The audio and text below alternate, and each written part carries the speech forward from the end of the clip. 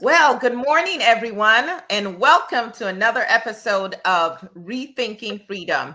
I am your host, Aya Fubara Eneli, and today we have another topic that should be on the minds of every single one of you who cares about where we are here in the United States, what the future is going to be, and quite frankly, how what is going on here impacts the world as well. We are going to be talking about who gets left behind, the MAGA agenda to dismantle public education. I could also call it the fascist or the white nationalist agenda to dismantle education. And with me today is a very, very special guest who has so much experience in this area, what we're going to be talking about today.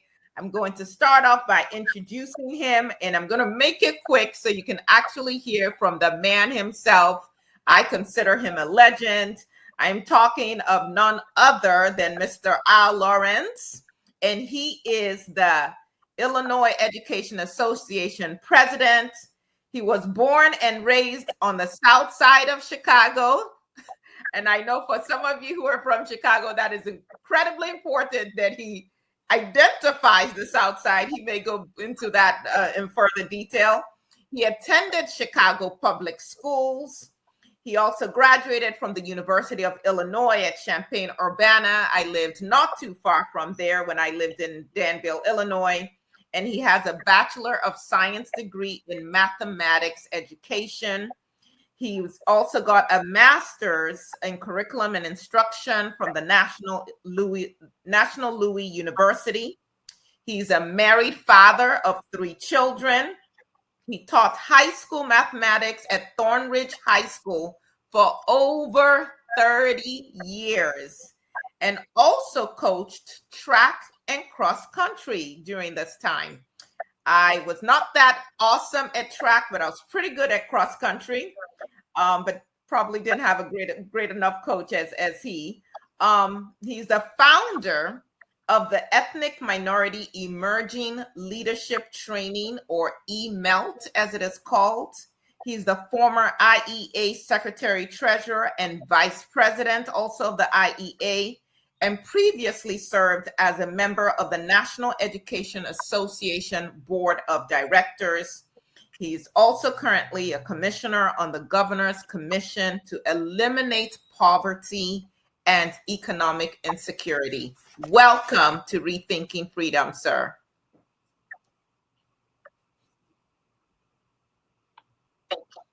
Can you hear me? Well, thank you. Thank you very much for having me. I can. You're breaking up a bit, but I can hear you. Can you hear me? Yes, I can hear you loud and clear. Well, I'm going to start at the... Yes, please go ahead.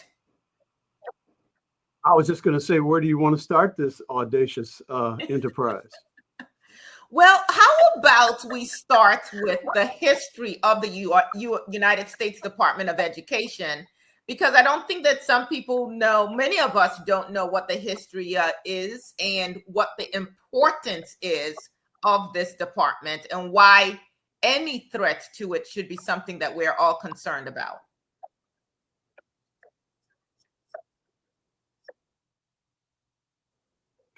Yeah, so not exactly sure of the exact year when it was started, but I believe it was under President Carter.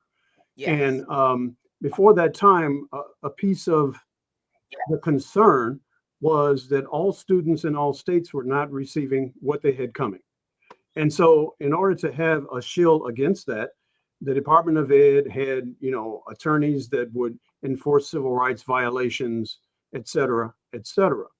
And so right off the bat here, I'll put it like this. You have a concentrated area where there are professionals that are trained to do all the things that we need them to do to help us educate kids in public education.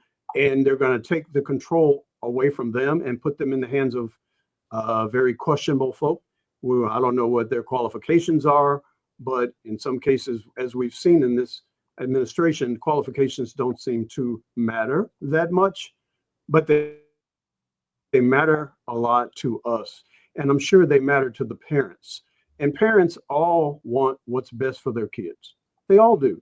And so for them to do that, and for the current resident of the White House to say, "Hey, we're going to do a better job with half the money," no, sounds to me like it's a cash grab.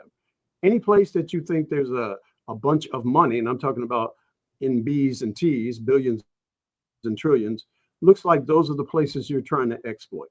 So to me, it's not going to be a situation where kids can have civil rights violations, overturned or be represented in that. Title I kids would lose sometimes what is the first meal of the day for them when they come to school, and those that have been historically marginalized, Black and brown children, are going to continue to be more historically marginalized as you snatch resources away from them. And on that point, in Illinois right now, 80% of the public schools are underfunded. So how is dropping the resource down by billions of dollars going to enhance that? It's like goes against logic, if you will. I certainly agree with you. So, And that was, I mean, yes, please continue.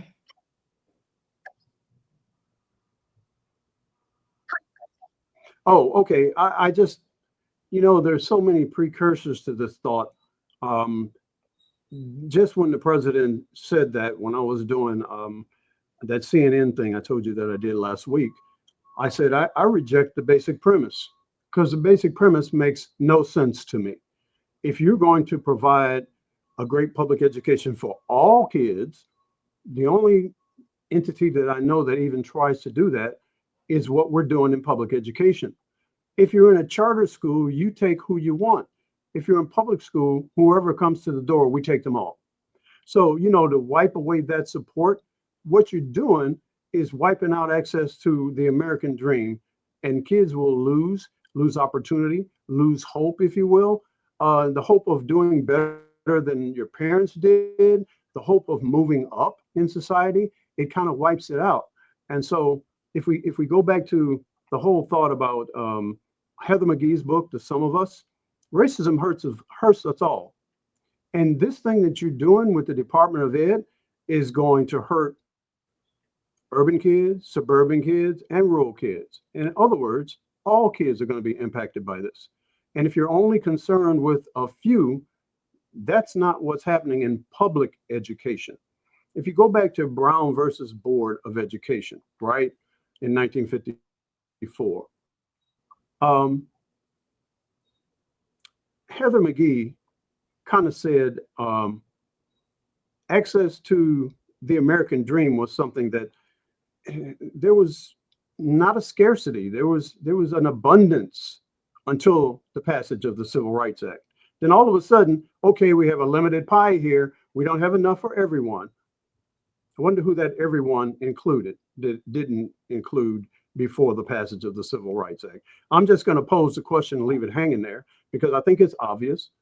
And so when Brown was passed, there was, I believe, a stay on implementing the integration of schools so that private schools could be set up. And private schools were set up. And they were not private schools that everyone, quote unquote, had access to. So, it's one of those things, and a number of people had the mistaken notion that when Obama became president, we were in the post-racial society. I never thought that, because what I have experienced from my reading and from my seeing is every time we take one step forward, we take 3 or 4 steps back, or we're pushed 3 or 4 steps back. So this has been no different. With George Floyd, I do believe when people saw the nature of the protests and who was actually lined up together across the front lines of the protests, they said, oh, no, we can't have this. So, then they were looking for ways to divide that group and spin that group off. So this to me, not only is it's a backlash to that particular movement, but also the New Deal. Folks have been trying to repeal the New Deal since the New Deal came into existence. And so this to me is like the culmination of planning to do that. And so that's how I think of it. And to us in my community, it was never really about anything other than resources. It wasn't about proximity to a certain type of people. It was about the same resources. And so as you take resources away, you're trying to stop us from helping kids progress. And so I'm firmly against it. IA is going to fight, fight, fight, because it is in our charge to provide a great public education to every kid. Well, I want to thank you for framing this conversation in the way that you have. And if I may add just a little bit of context for our listeners, again, who may be so busy with their everyday lives that we're not really dialed into this issue. If we talk about the origins of the struggle for education and public education in the United States of America, it actually started with emancipation, didn't it, sir? You know, I was going to go there, but I was waiting for you to lead me there. So here's the thing. When you start asking yourself, how were people treated when they tried to access education? Well, let's talk about enslaved people. Some under risk of death were told, if you learn how to read and write, we're going to kill you. And so it has origins in that. And quite frankly, a great public school is something that some people don't think it's a right of everyone. We think it's the right of everyone to have access to a great public school. And they want it to be a function of the amount of money that you actually have. Well, here's the deal. I was born into a house where my dad was coming back from World War II and was unemployed a lot of times. And we did not have any resources like that. If I hadn't gotten a number of scholarships to the University of Illinois, I never would have been there, because my father didn't have the means and my mother wasn't working. And so I think about it right now, because I did a lot of work on the governor's commission to eliminate poverty. And we started saying, hey, if we're going to do some of these things, we need to provide, let's say, a degree along with a job at the same time. We need to provide work within communities where maybe kids can get into the building trades and learn the trade and then get employed in the union. And so it's a great thing to say you need to go and do this, but I'm going to get the response that I did many times. What's going to be in it for me, Mr. Llorens? Well, this is what's going to be in it for you. Not looking over your shoulder, trying to kind of navigate the coal economy, because you need to learn how to navigate the legitimate economy. Well, but I know people that are making X amount of money on the corner. Yeah, but you know what? At the end of the day, they're looking over their shoulders. They might get shot. They might get killed, and there's no future in that. You know, and sometimes it's a hard conversation to have, because if they see my uncle or my cousin got $5,000 this week, how much did you make, Mr. Llorens? Well, I'm not going into what I make, but I'm going to tell you this: I don't have to worry and look over my shoulder whenever I receive my check. So those are the kind of conversations. Sir, if I may, you are also not poisoning your community in order to make that check. Oh, absolutely. Absolutely.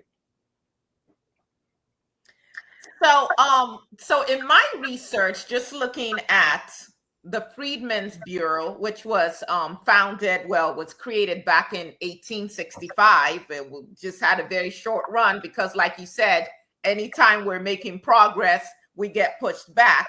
But the emancipated enslaved Africans fought for public education for all children, of course, for the enslaved African children or emancipated African children. Their central mission with the Freedmen's Bureau was to provide education for Africans. And so there are any number of books that talk about the lengths that we went to just to make sure that we could learn to read and write, whether they were in one room buildings and so on and so forth.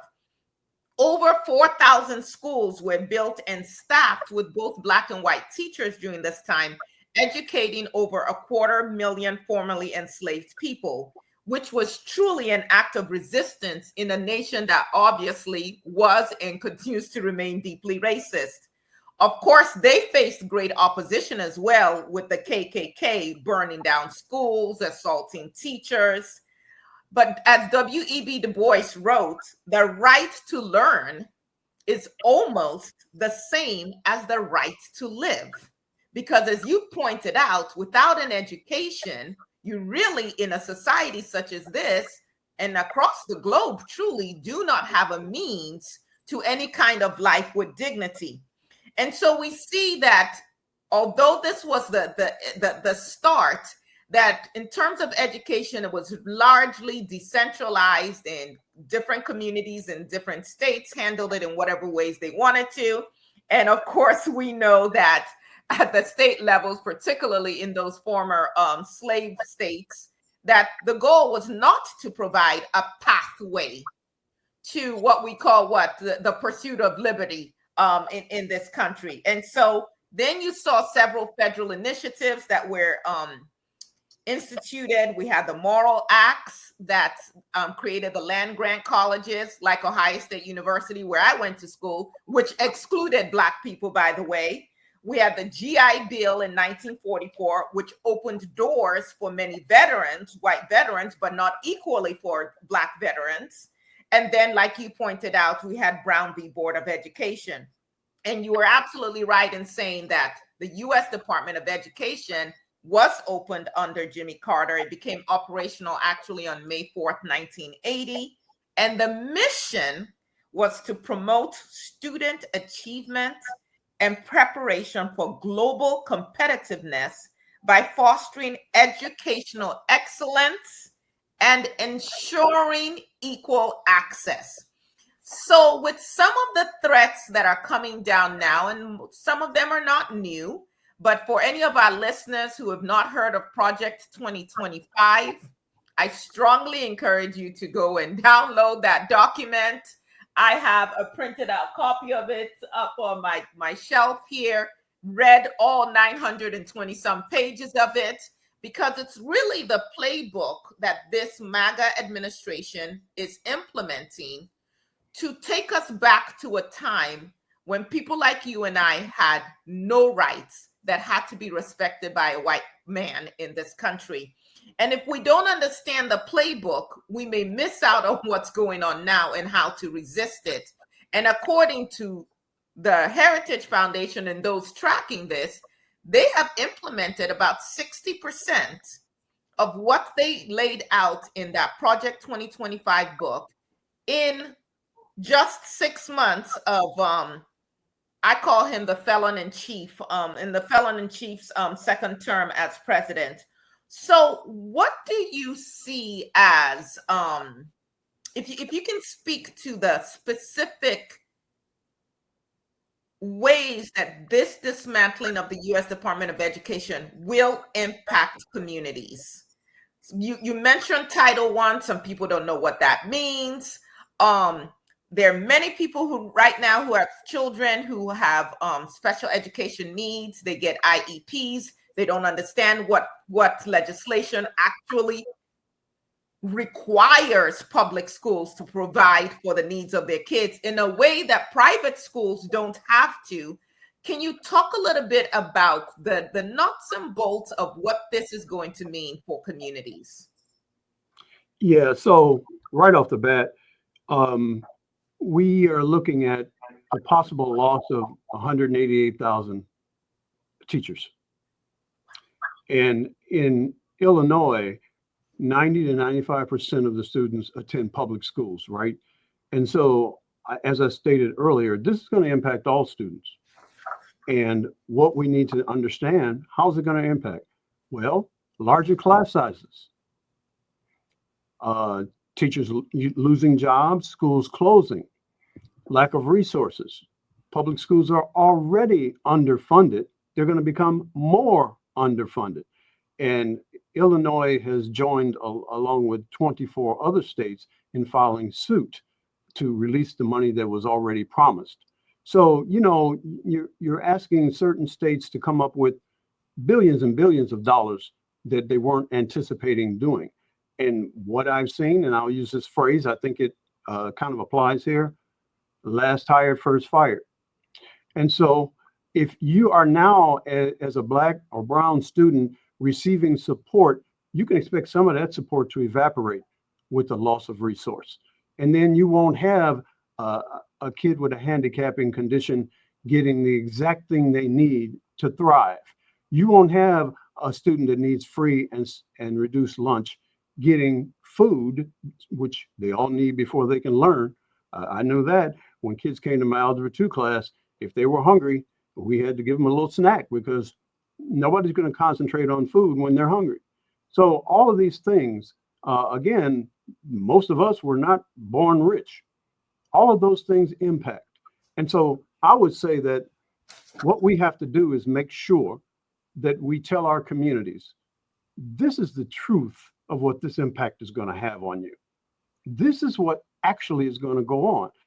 And I, for one, and we at IEA are going to make sure that we're talking to our union partners and also our parents and communities to have solidarity against this, because this is just, it's wrong.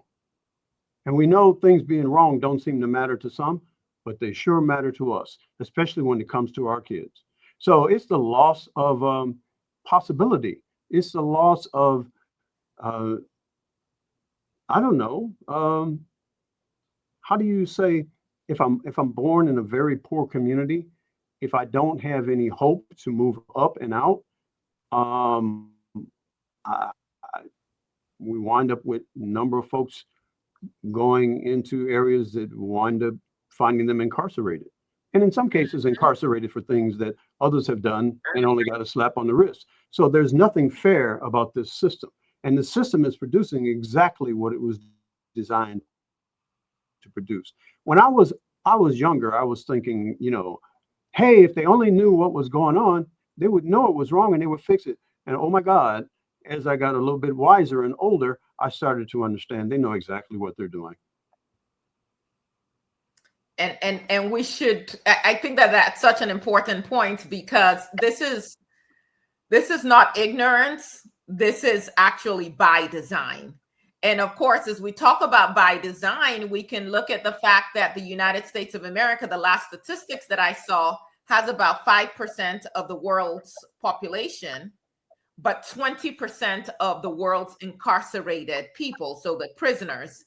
And there are studies out there that say that the prison industry actually tracks the reading levels of students at the 4th grade level.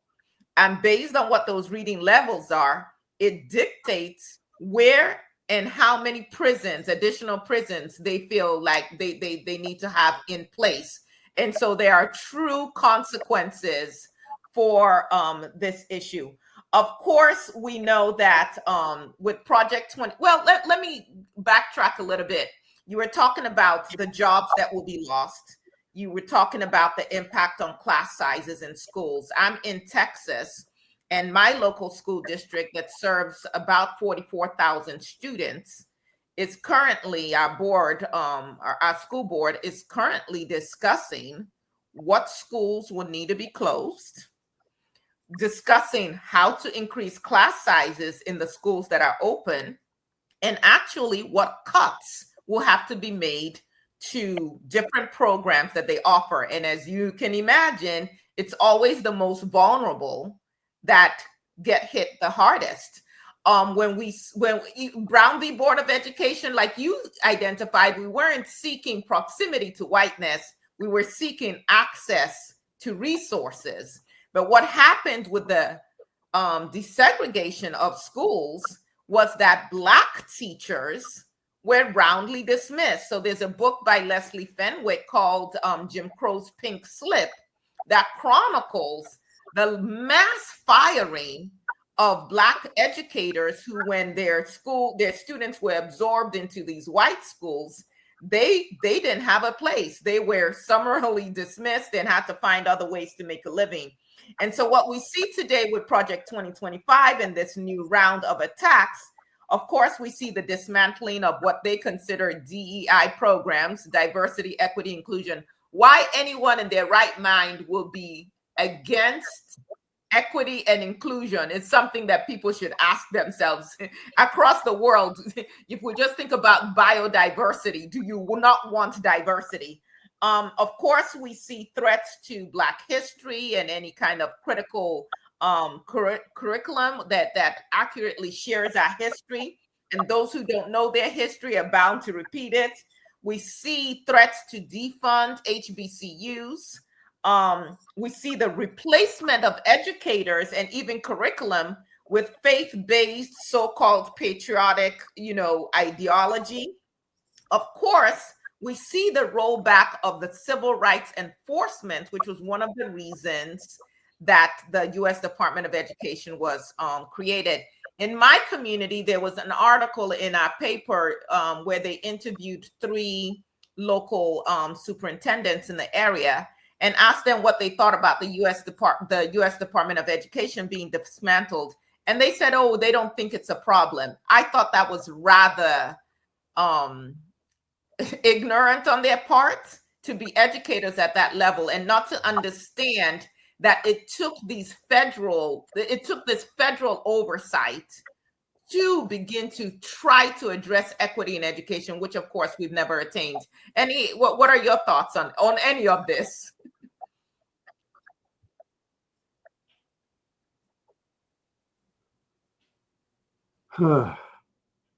First of all, it's a little frustrating to continually have to climb up this hill over and over and over again. But as my pastor says, be ye not weary, because if we just give up, that's what they want.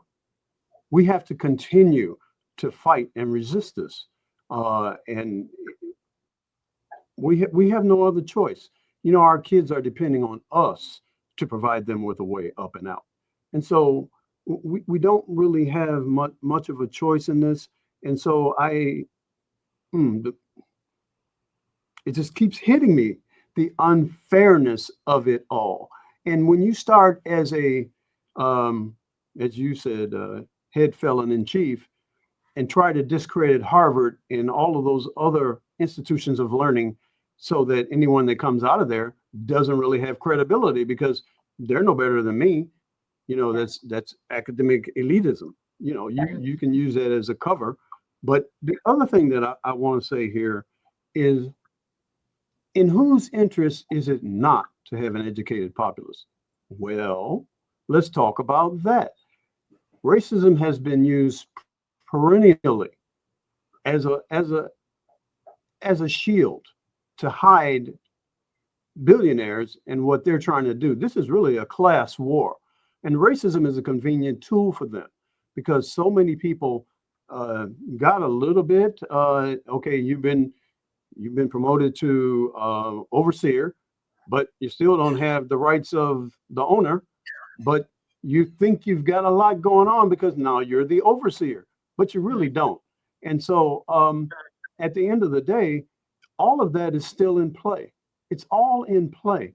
And it's a shame that more people aren't speaking out against it. But I will say this to you. We as a labor community in Illinois are standing pat, and we are standing firm and shoulder to shoulder fighting this. Not only the educational institutions, all of the rest of the unions. Because after all, working class people aren't billionaires. They're working class people. And if you want people to be turned out that don't question anything you do, that don't have critical thinking skills, you want somebody just to become a slave laborer and not question it. You want people to come in and not say, hey, why do I have to work 7 days a week? Why do I have to work over my lunch? Oh, don't say anything. You have a job. Be happy. Well, that's not what we're going to stand for ever. Thank you so much, sir. And I would want us to get a little bit more into how we fight back. Let me also just share with our listeners and our viewers some of the potential impact. You mentioned 180,000 teacher positions eliminated at a time when most school districts that I'm aware of are understaffed anyway. They are looking for teachers. Now we're going to lose 180,000. They are threatening $18 billion in cuts, which will affect approximately 2.8 million children. And you talked about the figures of the percentage of students in Illinois who are educated through our public school system. Across the United States, that figure is between 85 to 88%. So we're talking the vast majority of our young people. We're talking about Head Start, that their threats would end access to the Head Start program, which is critical for early childhood education. We know that children from certain homes, by the time they get into kindergarten, are already so far behind their peers, and it's so difficult to make up that time. So this will especially hit children from low-income households, of course, any children who are from undocumented, who have that undocumented status. But for my white MAGA, I shouldn't call them for the white MAGA supporters who live in rural areas, they need to understand that this will 100% impact them as well. There's also the threat against what has been dubbed 21st century community learning centers. These are all federally funded after school and summer learning programs. So even this summer, there are programs that were shut down, programs that children were dependent on to get 1 or 2 good meals a day. Serving over 1.4 million students. It has about a $1.3 billion budget attached to it. And that is scheduled for complete elimination. Of course, any migrant and English learner programs, they want to completely defund. And then at the higher education level, because the U.S. Department of Education obviously doesn't just govern K through 12 education, they have proposed cuts to the Child Care Access Means Parents in School program. This would force up to 1 in 5 student parents to leave college due to lack of affordable childcare. What kind of country? I mean, I'm really asking people, if you're supporting this, I call it regime, I don't even call it administration. What is the impetus, like you said, to create so much chaos in your own country, to deny so many people the right to education, which is the right to live? TRIO, some of you may have heard of TRIO programs and the Gear Up programs, both critical for first generation and low income college students. I actually wrote the Gear Up grant for Central Michigan University when the grant was, the program was first made available. And this was back in 1999, we got that grant. And that program faces severe funding, again, impacting access to education for first generation and low income students. Student loan programs are being impacted. Federal student aid staffing is set to be cut nearly 50%, which will impact FAFSA, which will impact applications for Pell Grants. Many of us, I know I needed a Pell Grant to go to school. I needed work study funds to be able to get my degree. There's so much going on. And like you said, it's a money grab. Because part of the issue here, it's the racism, and it is the dismantling of access, but it's also this drive to privatize so much so that the oligarchs who are propping up this fascist regime can continue to grab money and make money at the expense of the working class. I could go on about the Office of Civil Rights, but let me stop there and see what your thoughts are. Well, everything you said is certainly a mouthful, but I'll add to that. I guess I should say, and I'll add to that. My wife always tells me, don't use but. So I have to listen to her.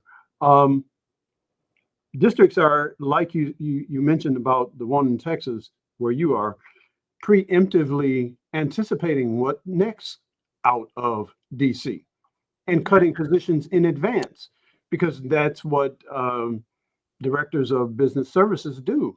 They decide, okay, let's count these beans. What's at risk? let's cut that so that won't impact us. And for example, in no, Edwardsville, they have cut 27 positions, and we're talking about preschool because they anticipate that much money lacking in the budget going forward.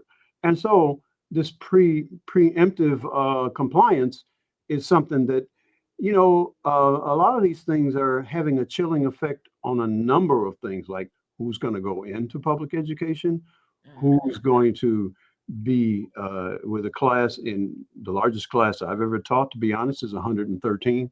And I'm going to tell you, that's not good. The quality of interaction, the quality of relationship, none of that is in play when you have 113 tests to grade. Trust me. And so, that's a piece of it. And then the politics of whoever's falling behind this, one way or the other. I was struggling with a concept the other day as I was listening to another board presentation. The strain between being relevant individually and organizationally consistent is always something. And especially you're looking at a big state like Illinois, there's a variance all across political realm, et cetera, et cetera, et cetera.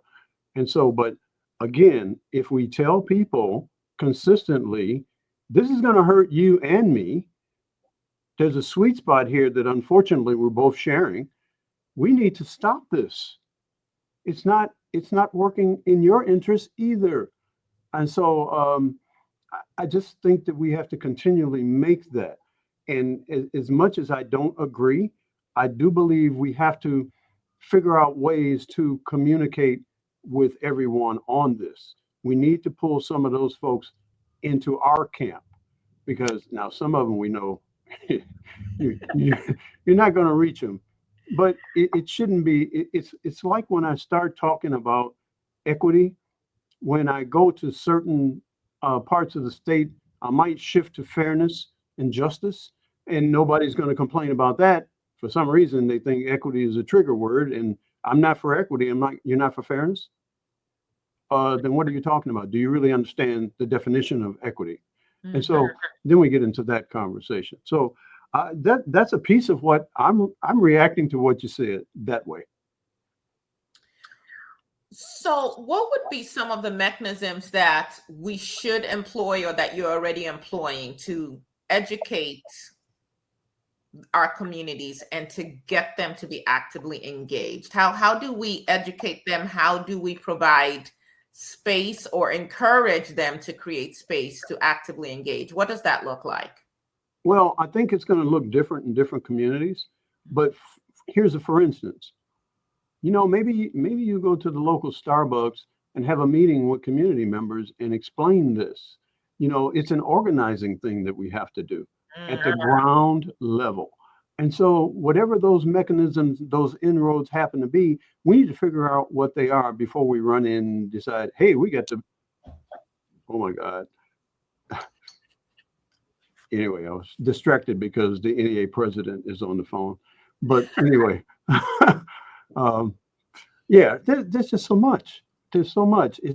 This is such a fascinating discussion, and I'm reminded again of what Nelson Mandela said when he said education is the most powerful weapon you can use to change the world. Well, they don't want you to have that weapon. They don't want you to have access to that weapon. They want only themselves to indoctrinate people in the ways that they want them indoctrinated. I remember seeing something coming out of a Trump rally where the guy was being interviewed and said, why do you want to repeal Obamacare? Well, and they said, you're going to lose that as well. If it means that they don't get it, I'm willing to lose it. That doesn't make sense to me, but okay. Yeah. But when your grandmother loses Social Security or Medicare, Medicaid, how are you going to feel about that? It's the bottom line of where does this all lead? And so I think what we need to do is make sure, when people are searching for stuff, they are citing and checking the sources of their information. That's the critical skill that librarians in many schools, librarians have been replaced by aides to just check out books. But librarians do so much more. My wife is a retired librarian from Chicago Teachers Union. And so we have these discussions all the time. And we need to make sure that we're getting our kids prepared for this world, the real world here, not the illusion that people are saying, hey, we need to do this, we need to do that. Well, why do we need to do this? And why do we need to do that? Give me some substance on that. Why are you wanting to, have people's focus away from Epstein, etc.? Why? But anyway, another topic. That ability to think through that. God, so much of what you're saying right now. First of all, like you identified that this is a heavy topic. It's definitely one that, again, I believe if you're watching this, we know we have some of our listeners on the radio. Some of you download the podcast. Some of you watch on our YouTube channel. Please like, please share, please subscribe, because these should be conversations we are having around the dinner table. These should be conversations that we're bringing our children into. I know that this past week, I actually had a conversation with my children, and I was very much inspired by a lady I had recently interviewed, Asata Moore, who is also in Chicago, by the way. She's a mathematician, just a genius math teacher. And she was talking about the difference between being educated and being schooled. And she was saying, being schooled is about being institutionalized. Being educated is being able to be in an environment where the best of you comes out, where they are able to nurture your innate gifts and talents and shore you up with additional skill sets so you can be the best possible person that you can be.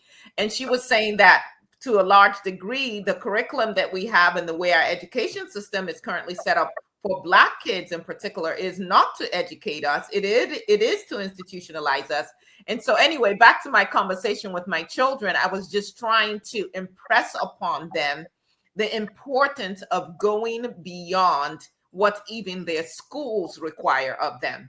That it's not enough to get the grade to quote unquote be credentialed, that their real goal is mastery. It is to acquire knowledge, to have that thirst, to be able to think critically. And when you have a nation of people who are not able to think critically, what that means is you have a group of sheep that you can basically lead in whatever way, throw little shiny objects, and they completely misunderstand what is really happening, even to their own detriment.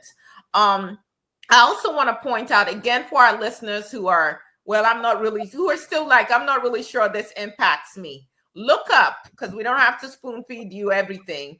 Look up Title VI and what Title VI does for our children. Look up Title IX. Look up how the Office of Civil Rights under the U.S. Department of Education provides protection for LGBTQIA students.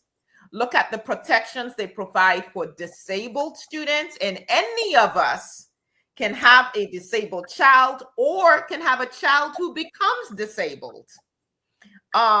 Look up the protections and even at the college level as well. Look up the protections for English learner students and the rollbacks that are being threatened in all of these areas. In fact, I will be surprised if the Office of Civil Rights under the U.S. Department of Education is not completely gutted.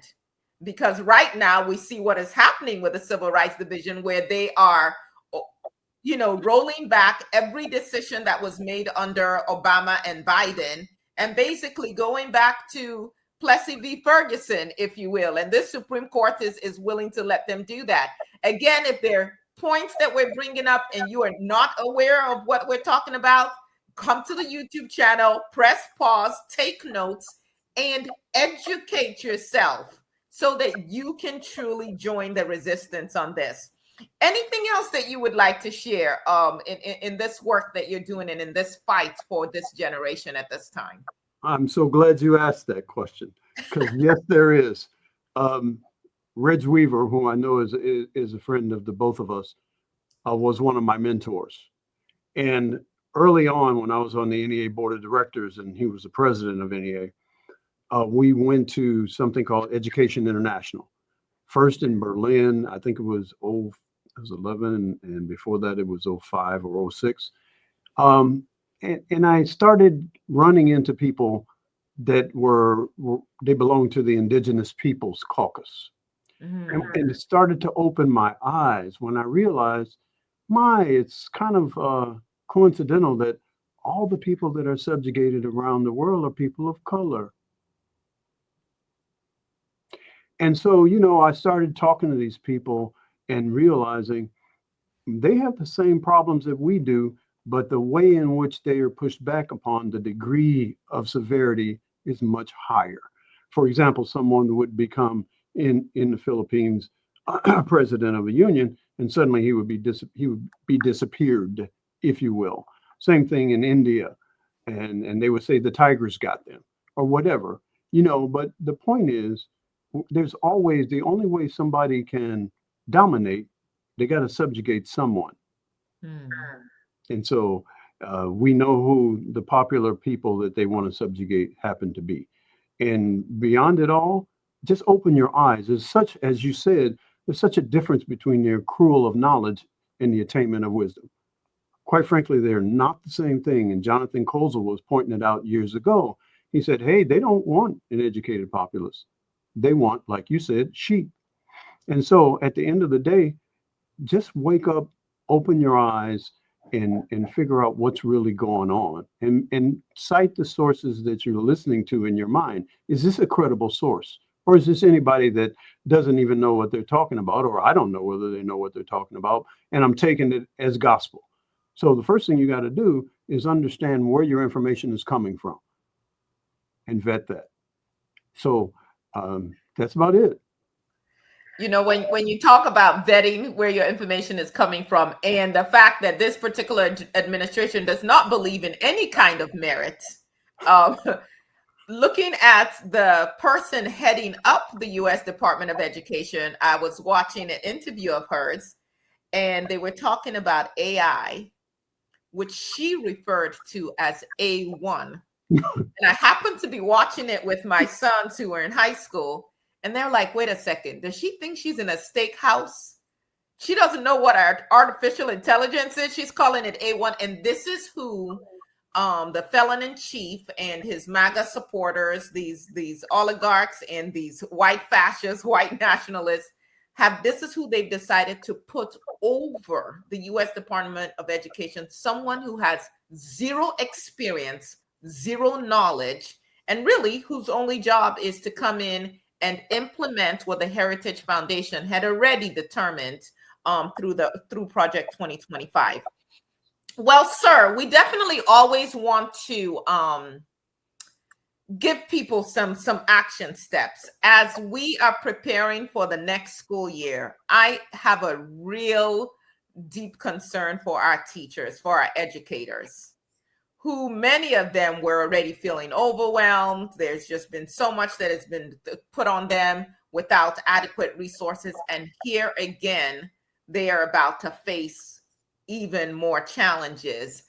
As an educator who was in the classroom for decades, who has had to deal with that incredible load of 100+ students in a math class, no less. That's insanity. Do you have any words of wisdom or any encouragement for our teachers to get through this time? Because hopefully we fight and this is not the norm for us. But what encouragement would you give our educators? The first thing I would say is never underestimate the impact that you're having on your students. Many times we don't get the feedback because they grow up and move on. But you're having an impact, and you're having a very important impact. And there's one thing in my head is the difference between, are you an instructor or are you a teacher by my definition? An instructor is somebody that's throwing knowledge at you. Whether you get it or not, that's on you. But we'll go back to something you alluded to earlier. A teacher is somebody that wants to raise up all the kids that they're dealing with, in the down south tradition of raising them up. And, in the familial tradition, we're going to raise you up. We're not going to just teach you one fact or another fact. I want to give you the skills that you can survive further down the line. And so just make sure that you realize there's an important thing that you are doing with your life, and it's going to impact more than you. And to that point, I think we're doing the work of the angels, quite frankly. Don't give up. Don't get frustrated. Band together and resist. Band together and resist. And one of the ways that we can resist, my people, is to register to vote. And if you're already a registered voter, to actually get informed and go and vote, and not just go by yourself. The other day I was actually in court walking out, and there was someone in front of me, and she was talking to herself, and she was going through her phone because she was trying to find someone to go to lunch with her. And she says, I don't want to eat alone. And right in that moment, I said, that's how we should feel about voting. I don't want to vote alone. So who can you call, pick up, take along with you? Because we have elected officials who are going along with this fascist agenda.